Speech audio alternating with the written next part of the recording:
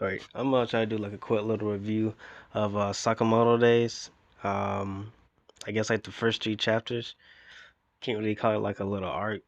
I really don't know what you can call it, but I'm gonna just do a review on those first three chapters. So the first chapter starts off with the introduction of Sakamoto. So with Sakamoto Taro, he was a legendary hitman. I guess the best among the best and whatnot.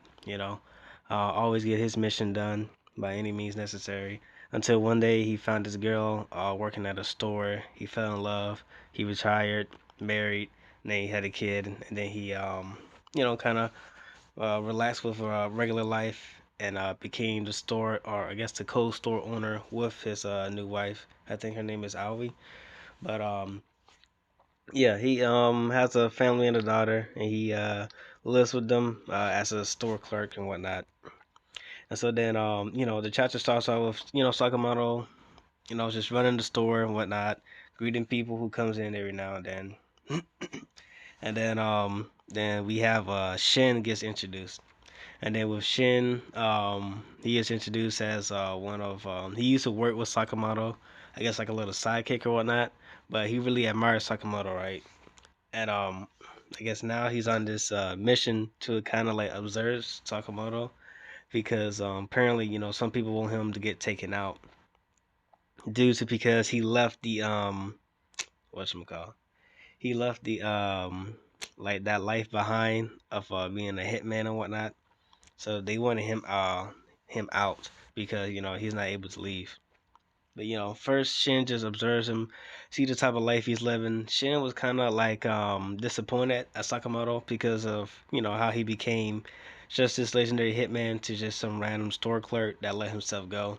But Sakamoto still showed him that even with his current body shape, he can still take down anyone. And so then after that, not Sakamoto, Shin tried to take him out in his own store. But then we see Sakamoto's like true skills, and Sakamoto, it doesn't matter what environment he's in, he's able to adapt to any environment and use it to his advantage. Like with all the stores and all the stuff it got inside of it, he used jawbreakers, cream puffs, and some other stuff I can't remember. But like the way he was using it is it's really inhuman. Cause Shin tried to shoot him with a gun, and somehow Sakamoto was able to deflect it with a jawbreaker. And I should think like yeah, that's pretty badass. That's gnarly, but like a jawbreaker, I don't know, bro. Like I don't know who else can pull that off. But that's why he's a legendary hitman, ex hitman Sakamoto. But anyways, Sakamoto kind of toys around with Shin, and he knocks him out. So after that, Shin wakes up on the second floor of their shop, and he see Sakamoto kind of like greeting him, cause like Sakamoto ain't trying to kill Shin, cause they go back as like I guess like a master and student, not really master student, but like sidekick and like kind of like apprentice, I guess, apprentice or sidekick and teacher. But anyways, Sakamoto showed Shin, the reason why he gave up that life is because he wanted to live just a normal every normal day activities with his family. And after Shin lost and spent some time with Sakamoto and his family, he then went back to the group that tried to take Sakamoto out, or hired Shin to take Sakamoto out. And he was trying to like plead, trying to see if they can just let it slide and whatnot, because Sakamoto really isn't hurting anybody. But due to the rules of any hitman leaving the underworld, I guess he can't just be left, left aside like that. So then Shin decided the next best thing to do was to actually take out the group. And so then Shin's trying to handle them by himself, but then we see Sakamoto has planted a bug inside of Shin's gun, which Shin had took with him to try to take out the group. So then Sakamoto arrives. And we also see before he arrives, he has like this own little arsenal in his shop, and I think that's pretty cool because it goes to show that even though he wants to live a normal life, he do have some weapons to protect him and his family with. But I believe all the weapons are non-lethal because when he uses them, if there was like this weapon that was the shape of a pistol, but it was actually just a taser. And so and we also I've got to say this before. We also get to see that Shin can actually read minds. So as of right now, other than Sakamoto being like a a combat genius, we have another character with supernatural abilities, with which is Shin able to read minds, and that's the first introduction of any type of supernatural ability other than Sakamoto.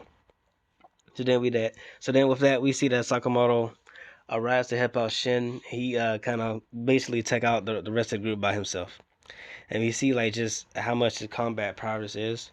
Because he first started off with taking out three dudes with just a stun gun, and then another dude tried to shoot at him. Sakamoto dashed in front of him, and like in a split second, he used one hand to like dismantle the gun to where it's unable to operate, and then he used his other hand to just sock him right in the jaw and knock him out. And like it was, excuse me, it was the fact that how he did it so fast, like he did it so swift with one hand, and then with the other hand just lead to a just a slug hit right to the jaw, and then he takes out the rest of the people and whatnot, non-lethally, of course, because that's his thing now. But either way, with that Sakamoto, then kind of like he kind of like reintroduced Shin back to the shop and kind of gives him the job as a store clerk now. So I guess Shin is now a assistant and whatnot, and he kind of lives with the Sakamoto family. So I really like how the first chapter introduced that little dynamic between them, how the history of Shin and Sakamoto is, and what Shin is going to be doing now. He's going to be helping out Sakamoto and whatnot, living a regular life. And how that whole chapter concluded with the group that was finna take out Sakamoto, how they got beat up. So that was a pretty cool way to end that chapter. And then for the next two chapters, it was really decent. The next chapter after that, the second chapter, it was just basically like it wasn't really like a random. It was kind of random, the incident that happened. Like in the beginning of the chapter, Shin was just mouthing off saying, "Wow, Sakamoto, it was cool how you was icing those guys." And then Sakamoto's wife overheard it, and then she got mad because they had a rule about no killing people. So then she got frustrated. She walked off. And then, as she was coming back to the store, she got on a bus, and the bus got hijacked by these people who, for some reason, the reason that they hijacked it was because I think their favorite manga or series got canceled, and so they was going to drive a bus straight to the building. I mean, hey, I kind of get on that level for my favorite series get axed, aka Phantom Steer, but yeah, it is what it is. But either way, um, I'm not saying that anyone should do that. That's absolutely insane. But either way, with that, Sakamoto and Shin try to go save the people from the bus because they saw them getting hijacked, or they saw the bus that was in hijack. And so then Shin, gets an explanation for Sakamoto as to why he doesn't kill anymore. And we kind of get like a quick glimpse of their backstory between Sakamoto and Aoi. And of course, always is a regular civilian, so she didn't really like the way that Sakamoto was just killing people nonchalantly. And so then she tried to prove the point by saying that well, she proved the point first by jumping down like a really high platform. And so then Sakamoto dashed straight through the rails and caught her, crushing her fall. And then she started explaining to him, saying that the way you kill people is that is that there's always someone who is important to that to that person. And so then that's when Sakamoto gets the idea, and that's when he promised to never break his vows with that or their family rules. And so then we get why Sakamoto doesn't kill anymore. So then we jump back to the present and we see Shin hops on the bus, takes out all the people from all the criminals from inside the bus, and then Sakamoto stops the bus. And the way he stopped it is insane. Like this man gets a stop sign, not really a stop sign, but like a sign. He stops it by pinning the sign in between the concrete of the road and the bus, and it's just somehow just able to withstand the pressure of the bus, and able to completely stop it. Which again shows another feat of Sakamoto's just supernatural powers. Like I can see why this man was the greatest hitman. And then the third chapter was kind of pretty random. I think that was the most random out of the three chapters with this situation, because Shin and Sakamoto was just chilling at a like a little carnival and whatnot. Then this female police officer came up to them because they had their motorcycle parked for like some minutes, violation and whatnot. And then Shin started mouthing off again, and the police officer kind of caught on to what he was saying because he was saying some stuff that no normal person should be talking about. And in concept, what they was talking about was the incident that happened the previous chapter of the bus getting hijacked and then getting saved. And also before that, I just wanted to add in, I like the little funny dynamic between Shin and Sakamoto, because Sakamoto, like anytime he like does anything, you know, like anything like imaginary, like Shin instantly gets it. Like say for instance, like Sakamoto just really getting annoyed by Shin.